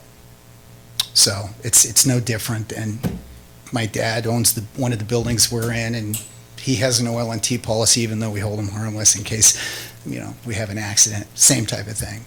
Okay? Any questions on the airport liability? Any questions from council? 9G. I'm glad you brought this up because it hasn't come up in any of our topics, and I think Andrew didn't even know we had an airport. So, yeah. So this is something that we need to talk about because it's bumpier than every single road in Turlock. You can't really use it. So, I mean, maybe people do use it, but it's, yeah. We did. So, yeah, that's good though. Okay, seeing no more questions from council, I'll open a public participation. Any questions or comments from the public? I just want to clarify a little bit on the airport. That policy is also set up to be excess of the TRAA policy. So if something happens out there, this policy doesn't kick in right away or even share. It's only if that policy was exhausted or didn't cover it. So this isn't the first policy that would be used. Just a supplemental, okay. Okay, and again, nothing from public participation out there. We're going to close, bring it back to council for your pleasure. Move to accept. Seconded. It's been moved by Councilman Nazrati, seconded by Councilmember Larson. Please call the roll. Thank you. Councilmember Ariano? Yes. Councilmember Nasrati? Yes. Councilmember Larson? Yes. Vice Mayor Scare? Yes. Right, 9H. 9H is the agreement that the city has with a third-party administrator to handle and facilitate workers' compensation claims. We're coming off of a 3-year agreement, very similar to the one that is recommended here. We are using Keenan and Associates. I do have Arsenio Reyes here in the audience. He's with Keenan and knows the ins and outs of the claims and handling and this part of the agreement. There is a 3% increase each year, and it's generally viewed as a good deal to do it that way. There are several ways to get quotations for a third-party administrator, and we have collectively determined that we like this option better than a lesser price and then a whole cafeteria of different costs for every little thing that goes on. And we had several quotations from other TPAs that were more likened to that second example. So we have grilled Arsenio and said, prove it over the past 3 years. How have you done? Have you saved us money? Have you expedited? Are the closure rates faster than the claims coming in? And we're collectively all very impressed with those results, and we're happy to see what we feel is a competitive renewal with Keenan for the TPA agreement. Any questions from council on 9H? So what is it, Sarah, and this might be a question for you, what is our workers' comp liability? Are they higher or lower or moderately the same? I mean. I'm sorry. Go ahead. I would say, I don't have a number, an amount, but they are closing, Keenan is able to close claims faster than any of our other third-party administrators. So they're not just sitting on the books, growing with future medical claims as for more exposure to us. So they try to move claims through, take good care of the employees, and close claims as they can. So overall, they've closed more claims than anyone. As far as a total number, if they've decreased, I don't have that information. I could get it.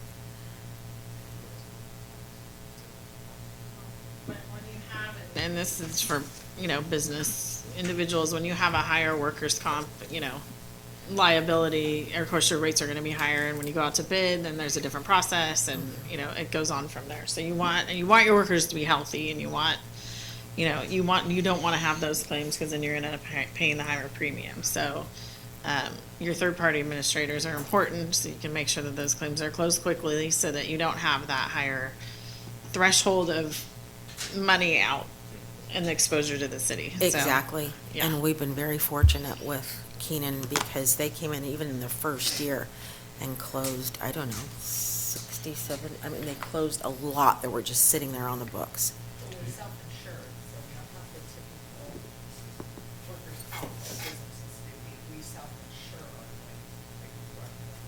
Right. Okay. Any other questions from council? Okay. Open up for public participation. Any questions from the public on 9H? Seeing none, I'll close public participation, bring it back to council. What's your pleasure? 9H? I'll take a second. I'll move to approve. And I'll second. It's been moved and seconded from 9H be approved. Councilmember Ariano? Yes. Councilmember Nisrati? Yes. Councilmember Larson? Yes. Vice Mayor Esquer? Yes. Okay, right into 9I. Okay, 9I, excess workers' compensation. And the city, as Kelly just mentioned, self or partially self-insures workers' compensation claims. But there is a limit to that. We put a limit on it, and the limit is 1.25 million per claim. So after that, we're buying insurance. This is the piece that the city purchases to hedge against those losses above $1.25 million. The price is down a little bit this year, about 2%. Safety National's been a good carrier for us. And despite the payroll being up about 1%, the renewal rate is about 2% less. So overall, we felt it was a pretty fair renewal. Any questions on that? Any questions from council? How many times have we used this particular insurance? Do you know? Oh, like where we've hit that stop loss, I know one. Arsenio? Yeah.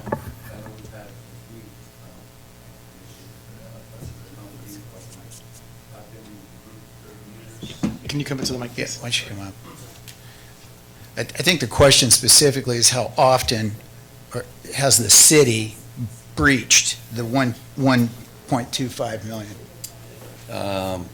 We have not had a case that's gone up to 1.25 million yet.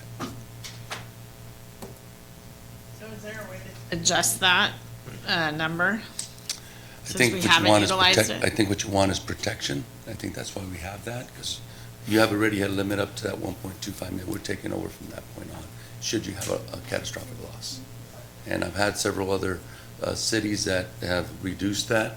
And what happens is once you have that threshold and you don't have that protection, it comes out of your budget from that point on. So it really is about the protection for those larger cases. Could we set that cap to something lower than 1.25? Then you'll pay. But then you would pay a higher premium. It is, the 1.25 is a number we selected because that's just the standard practice for, or what is the, how are we? You don't, it's not very often you just land on 1.25. Years and years ago, it was 50,000 and it climbs up, hardly ever goes down.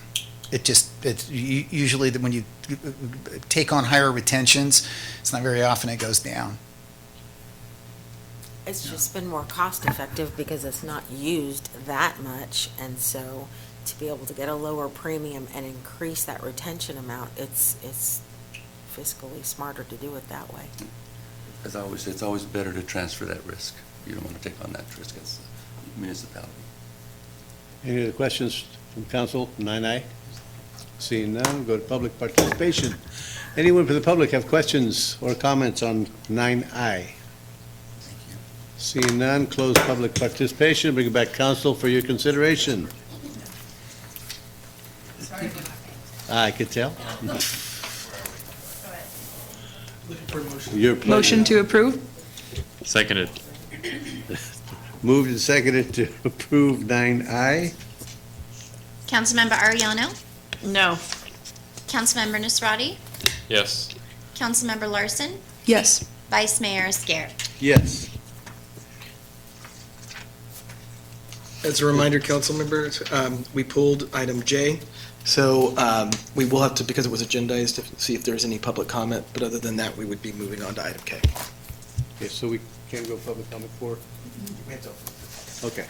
So at this time, item 9J has been pulled from the agenda, but it will be open for public participation. If anybody has any comments or questions on 9J, seeing none, I'll close public participation. Move on to 9K. Good evening, Vice Mayor, council members. Good evening. Thank you for having us tonight, staff and citizens. The next agenda item is on the employee city benefits. And first of all, my name is Lynn, and I work with Winton Ireland Insurance. And there's been some comment this evening. Mr. Bates had some great comments about the RFP process, and we do look at reviewing that process every year to make sure that we get the best value that we can, both for the city of Turlock and for the employees of the city. It's very difficult to retain and keep your valuable employees, and we don't want them walking out because they don't have a benefits package that they can rely on. So a few years ago, we came to the city council and looking at the employee benefits, asking for a partner change at that time. This was 2 years ago, in 2017, as we had some claims activity on the city of Turlock's policy that was very high. Historically, when we looked at the claims that were happening with the city of Turlock, your current retention or your current deductible that the city maintains is $175,000 per life on the plan, so that includes the employee and their dependents. And we had upwards of 7, 8, even 9 cases that would actually meet and exceed that deductible year over year. So we had some claims activity that we really needed to clean up to try to get to a better position to get, as council member Arellano said, it is very difficult when you have claims to go out into the market and really establish a very good rate. So our goal was try to clean that up. We moved to capital administrators 2 years ago with this city employee benefits, and in trying to do just that, trying to get a better position. We were able to negotiate 2 years ago our stop-loss carrier, which is Sun Life Financial, who is the current reinsurance carrier, and they gave us a 2-year rate guarantee, which expires effective June 30th of this year now. Unfortunately, during that time, the third-party administrator that we chose also was purchased by another entity. They got bought out. They had transition. It has not been a smooth experience for the employees of the city of Turlock. We've unfortunately had to walk that walk with those employees in trying to clean up some of this information. So we really struggled this year with trying to find a very valued partner to bring to the table. And there were a lot to choose from. We took a lot of time of your staff here at the city of Turlock to vet those third-party administrators to make sure that we're making a very good choice. We brought in the final candidates. We reviewed their processes and procedures, as well as different partners that were going to be available to the city of Turlock. And I think we have a very good slate of benefit partners that we're going to have in place effective July 1 with your approval. So when we go through that vetting process and we look at them, we look at the things like their rating with our, AM Best insurance ratings. And as Michael mentioned, we do use A-rated carriers. Not that we wouldn't entertain others, but with employee benefits, sometimes those dollars stack up pretty quickly, as you can see with some of our neighbors that are having that difficulty. And we're really looking at valued partners, trying to bring to the table those partners that have a very strong financial rating. So in our bad years, when we came to the city council, we had, at one time, over a 10-year period, we had a 185% loss ratio. That means for every dollar that you paid in premium, the insurance company paid out $1.85. Not a great trade-off for the insurance company. What's happened over the last 2 years, interestingly enough, is we've taken those 9 claims that we've had, those really large claims. We had 2 up until very recently. This year we'll end up with 3 for this fiscal year. I think your staff report says 2, but we had a claim that happened to come out just recently, so we'll have 3. But what's happened is our loss ratio now is well lower than 100%. So that put us in a very good position this year to go out into the market and look at these partners to bring back some very, very good solutions for the city of Turlock. When we look at what they're offering, the reinsurance carrier that we are recommending is Symetra Financial. If you look back over the years, you will find that Symetra was actually our reinsurance carrier during those very bad years when we had some very high claims. They stood by the city when nobody else would actually quote them. So you'll see in your packets that we have about a 38% savings on our fixed costs this year because our claims cleaned up very nicely. That does not give any special discount. That is just looking at your losses, and so that is very nice savings for the city of Turlock. Unfortunately, that doesn't talk about the claims. That's just our fixed cost. So when we look at the fixed costs, that's a hard savings, whether you have $100,000, 0 claims, $1 million claims, it doesn't matter. Those are the costs that we're going to help the city budget with. So when you look at the recommendation, we still want to recommend maintaining that's $175,000 deductible that the city maintains. Again, it's difficult to go backwards, but it's a very good spot that you're not getting all those really small claims, but you're also protecting against those catastrophic losses. So our recommendation in your packets was Symetra as the reinsurance carrier, United Medical Resources for our third-party administrator to take over for Lucent Health. Unfortunately, I think Lucent has created some problems of their own with this transition. There's some things that they could have done better, and we recognize that. We listen to the employees, and we think we have a very good solution with United Medical Resources, or UMR. If you're not familiar with UMR, UMR is a United Healthcare company. United Healthcare is one of the largest insurers across the United States, and they give us a very strong benefits package with those partners in place. So that's what we're putting in front of you tonight. So we're looking at a 30% decrease on our fixed costs. Unfortunately, like I said, it doesn't account for the claims. The claims are going to be a function of the benefit that you provide, and those benefits are being collectively bargained at this time, obviously, as you know. So this is just truly talking about our fixed cost partners. I believe is Unum in the same resolution, Sarah? Okay, so also we have a renewal up this year with our life and long-term disability providers. That is Unum Life Insurance Company. They have been on the City of Turlock's policy for approximately 3 years. They've done a very good job. We do have a little bit of, we got about a 5.6% increase with them this year. And it is, again, a function of claims. Our loss ratio, unfortunately, with our disability policy is 138% loss ratio. So they're taking a modest 5.6% increase. And that was a very favorable renewal in comparison to what we could get in the marketplace. So I would entertain any questions that you may have. Any questions from council?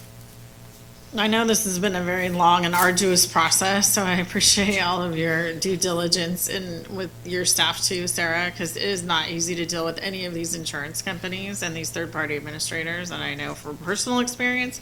So I know that you guys have been working hard, and we do appreciate that, and the staff, I know the staff appreciates that, so.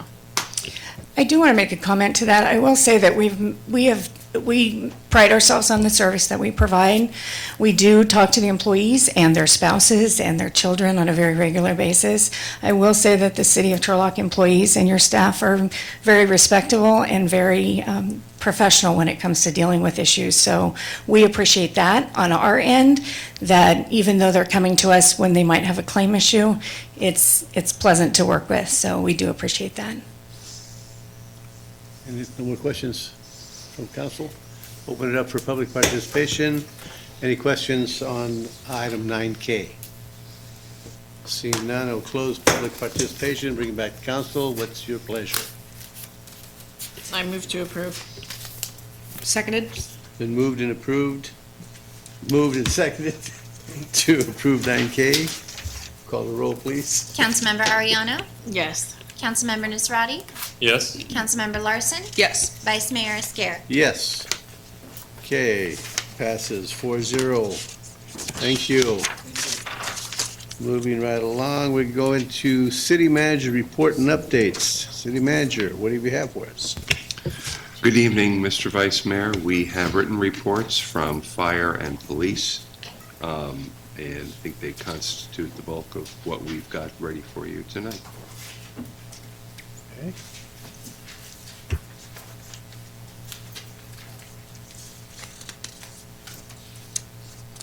Okay, moving right, oops.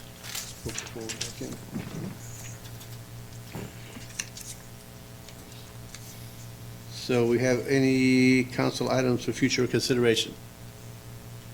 I have one. I just wanted to maybe get an update on our ad hoc rules and committee, not assignments, but our committee. Yeah, what are our ad hoc committee? What is our due diligence in those committees entail? For more clarification. You're looking for essentially the rules of the road. Yes. For those. Yes. And I think that's an item we can, city management can work with the city attorney on. I'm providing that kind of information for the members of council, members of the subcommittees, and members of the public. Other places I've been there, they place a great deal of stock in the charters for ad hoc committees that set forth right at the outset what the definition of success is. So we'll be happy to come back to you with a discussion of that. Any other items for future consideration from council? Seeing none, I'm going to move right into council member questions, comments, and announcements. Start with Becky. So I have a few. I want to say that this has been the most enjoyable meeting I've had in a while. So we'll start with that. I want to first thank the fire department. We had, one of my tenants had an accident with one of their children, and she was actually med-flighted to UC Davis. And the fire department was amazing, as well as AMR, and they actually came back around a couple days later to check on her. So I appreciate that, Chief. And I didn't get the firemen's names. I wish I did. I wasn't there, but my tenants were very appreciative that they came back and checked on her. So, and she's okay, thank God. Anyway, I had a couple of items I wanted to maybe discuss or talk about. I went to a workshop today that was put on by the Patterson City Council. And me being new to this side of the fence, it was a good dissemination of ideas and how our capacity as policymakers, where we could move forward with implementation of plans and projects, because I've been struggling with that. The first, at the workshop, I attended the rules for elected officials, and this is for other my other council cohorts too. So the first thing was the planning of the projects, determining the scope of work or projects, drafting plans and specifications of goals, setting goals in contract terms, evaluating applications, negotiating all parts of the contracts to benefit the recipients, bringing to public council for consideration, and then bringing the items for discussion. I feel like I have failed in some of these implementations in what I have tried to achieve. I'm more of a get it in there and get done type of person, and that's what happens when you have your own business outside of government. And so I needed to back myself up, and I apologize for the negativity that's been surrounding the council for this last few weeks. And I have learned some valuable lessons myself. But I would like to move forward in a positive manner, beginning with the step one of planning And I think that goes with our ad hoc committees and making sure that we can disseminate ideas and mull things over before they come to the public for consideration. We have to have that implementation process so we can vet out all of our ideas and not just bring something forward that's just not going to be able to work within our city boundaries. So we have a couple of things that we can do, and I'm speaking with regards to the homeless situation. The way I see it is that we have two options. We can sit here and do nothing, or we can do something and move forward with the plan. What we do is not going to be perfect. In a perfect world, it would probably never be perfect, but we have to try. And that's what our jobs are as city council. And that's what my job, that's how I feel. And I'm not speaking for them. So I think that we need to have time to process our ideas and our solutions and be able to bring them in an effective and not negative manner back to the council so that we can do what's best for the city of Turlock. And I will speak for all of them. I think we all have that as an underlying belly of this council. And I've never worked with more greater people to work with in all of my 25 years of government. I think we all have an underlying responsibility to make sure that the community is the best that it can be. So I appreciate all of the comments this week. I've taken them to heart. I think it's an opportunity for growth, and we're going to move forward from there. So. And on that note, I spoke with Councilmember Ariano, and one of the key topics as it relates to homelessness is the idea of an outdoor emergency shelter. There was a discussion here in the hall about exploring the idea of it, and there was some preliminary work, and the council member very quickly learned that sometimes the public is very cruel and not necessarily showing up to help the council and for our community to move forward on things. The two of us are going to be hosting a joint meeting on this specific topic next Wednesday at 10:30. I would like that to be something that we could publish as maybe a press release from City Hall to notify the public, so that all of anyone that has an opinion on the matter is able to come and help shape whatever we do move forward with. And again, the message for the public should be that we are working collaboratively to help bring forward solution ideas that we can vote on here in a public forum. We want everyone that has been working with this community, the members that have lived experience, and anyone else in the community that wants to show up and help make things better, to be able to come to that meeting and work with us and bring something forward so we can start to act. And then for those people that currently are not here but are very, very destructive to what we are trying to do, I would just ask them to please reevaluate what they honestly think that they're doing for this town, because there are so many people here that want to do good, and some of us seem to just want to set things on fire and walk away. And I just hope that we can all come together and try to put some good things forward. I also would like to add to that note that the intention behind the collaborative ideas and the preliminary ideas that have been coming out of these ad hoc committees are exactly that. It was an opportunity and an initiative led to have those candid conversations out in the community, to feel comfortable bringing up ideas that maybe have not been thought of before, or thinking of ideas that have different parameters now, such as the different nonprofits, the Boise decision, different type of homeless initiatives that are all up and down the county and even up and down the states with the difficulties our nation and our state is dealing with. So given that, I think it's really important to highlight that we are trying and learning throughout this process, and to ensure that it is truly a collaborative effort, we need to make sure that those conversations happen in a very constructive way. Criticism is always welcome, but I think that constructive criticism is something with a platform, with a foundation, with an arena that can cause fruitful conversations rather than assessments and opinions and making statements with half the facts, or in some cases none of them, that could really add to destruction of this conversation.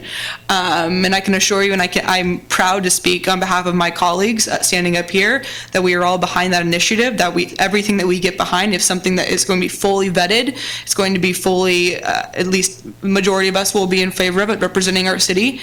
But that's exactly what has to happen. Those specific thresholds, very strict and objective thresholds, need to be met in order for anything to be actually implemented in our city.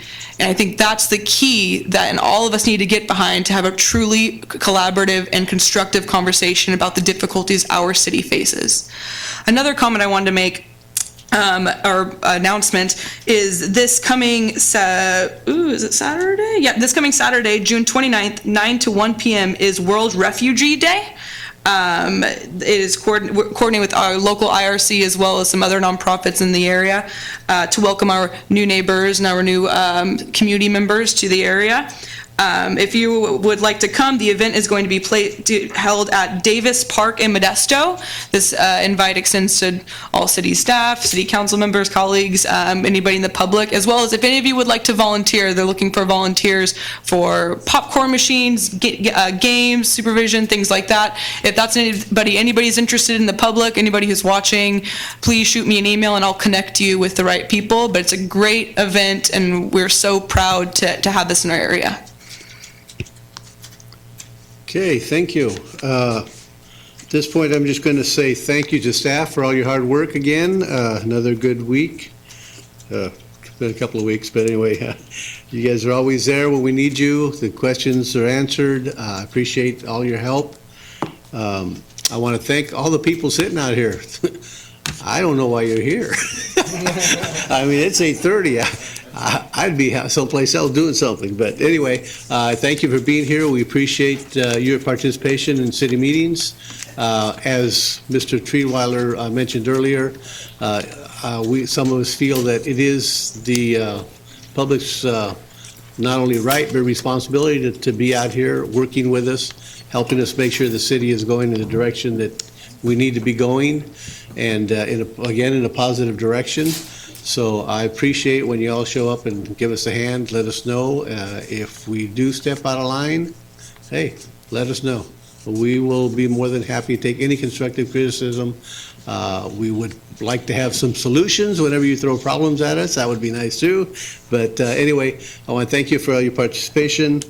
I want to thank the fire department. I went to their open house this last weekend, and we had a great turnout. Hot dogs were good, thank you. So it was a nice turnout. There was several vendors there. For anybody that didn't make it out there, it's really something you need to show up and see what's going on. Last but not least, I want to thank our city attorney, Doug. He put on a meeting this afternoon for the people that are interested in the cannabis business. He answered a lot of their questions. We had a room full of people with many questions, and I think everybody that left here, I don't think anybody left with any questions unanswered. So thank you for that. And we're moving right along. So at this point, there was no closed session, so there's nothing to report. At this point, I will entertain a motion to adjourn. Second. Do we need a vote for that? No, we're good. We're good. Meeting adjourned. Without objection, so noticed. Yeah. Well, 22 minutes longer.